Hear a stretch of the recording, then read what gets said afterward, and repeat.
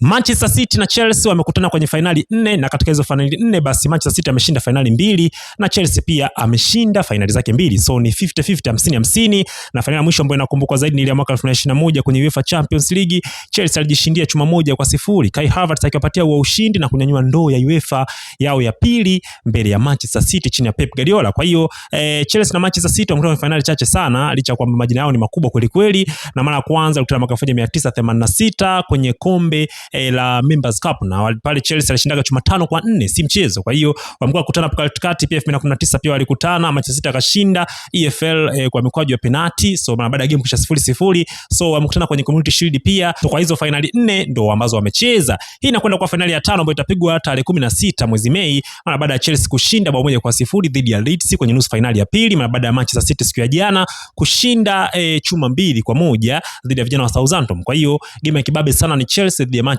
City. Finali ya kuzungumzwa hii, wanaona kwenda kuwa bingwa, lakini mimi binafsi game inakuwa ngumu sana kuitabiri kwa sababu Chelsea ambapo namuona kama mcheki kwenye finali anakwenda kusurprise na anaweza kashangaza watu. So ni game ya kibabe sana, unaona nani anakwenda kuwa bingwa wa kombe la FA.